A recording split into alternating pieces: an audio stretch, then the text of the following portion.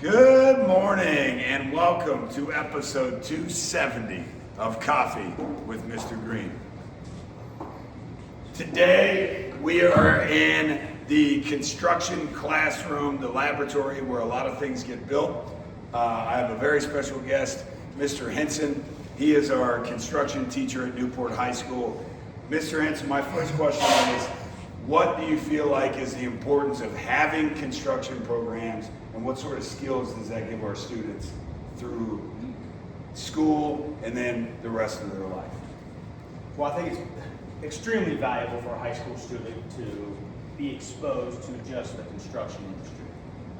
And even maybe on a smaller scale, just general knowledge of how to use tools, how to tape measure, things that they might be asked to do in a career in the future, or just around their house when they're future homeowners. So we try to provide a wide variety of experiences. Students that travel, that continue to go into the construction industry, Yep. and then also students that are not in the construction industry, but they have knowledge of construction and they can use that and apply that to their home life. So this is a project that showed up to my classroom that my son actually made. Tell me about this project and sort of your goals as a teacher in having them create something like this. This is a toolbox.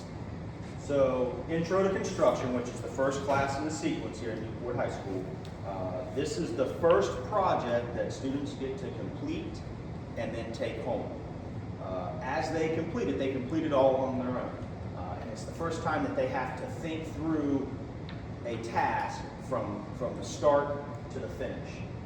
And one of the things that I like about this is it's the first time that they get to see the end product, and they get to see how their time management plays into the end product, how their planning and execution of the skills are being taught during construction play into the overall product.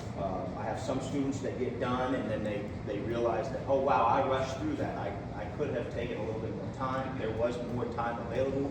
I have some students that go at a very slow pace and they're extremely happy with the project that they end up with.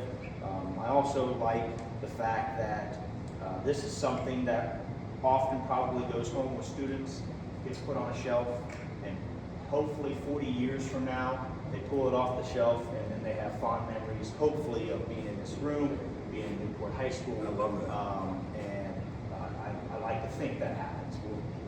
We'll see how that plays out in the future, though. So I love the whole process, and this being the first project, because we talk about all the time on here about building a toolbox, and that toolbox is, of course, in my metaphorical, right? And so when we talk about a toolbox, when it comes to social emotional learning, we're talking about the ability to talk to people that we don't know, the ability to get over adversity, whether that's taking criticism from someone in authority, right? In your case, it would be directions about safety or about steps, right? You can't do step 3 until you do step 1. And if you've ever put it together IKEA furniture, the product doesn't end up the way it's supposed to look, and that's a problem. The ability to take a punishment or a consequence without flipping our lid or crashing out is going to help us. So what are some skill sets that students gain to put in their toolbox on a human person level from construction?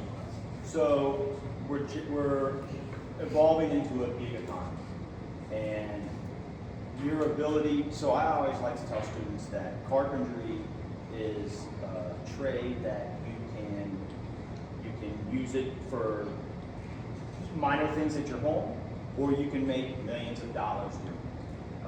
And it's a sliding scale in between. If you can execute the task, use the tools appropriately, but you also have a really good mastery of middle school math skills, start your own business, you're wildly successful, and I try to impress upon them that there's a wide variety of ways you can use this. You can just become become a carpenter and work for a firm and put together a really nice career and provide for your family. You can go to the opposite end and get into real estate development and use your carpenter skills in that avenue. Or you can just use them at home and create nice things for your family to enjoy. It's a really wide variety of things that can be done. I also think that outside of construction, just reading a spreadsheet, executing tasks in the appropriate order, speaking to other adults. If you're going to run a successful construction firm, you've got to be able to speak to other adults in an appropriate way, and in a way that's going to get the reaction that you want. And that's something I learned too, because I work construction. Shout out to my grandfather. Actually picked this cup. This is from Anderson University. My grandpa was a master carpenter, master electrician, sort of as a side gig to him being a college professor. And I got to work with him as a teenager, right around the same age as most of your students. And one thing you got to know is you got to be able to, whoever's on the crew, you've got to be able to talk to them in a way that meets them where they're at. And that could be all levels of education or socioeconomics, because your client who you're building for may be a millionaire and your buddy might have just gotten out of jail or something, and you need to relate to all of them. So I love it. Big shout out to Mr. Hinson. Thank you so much for allowing me to be here. And as always, like and subscribe, smash that like button, turn on notifications, and keep on learning.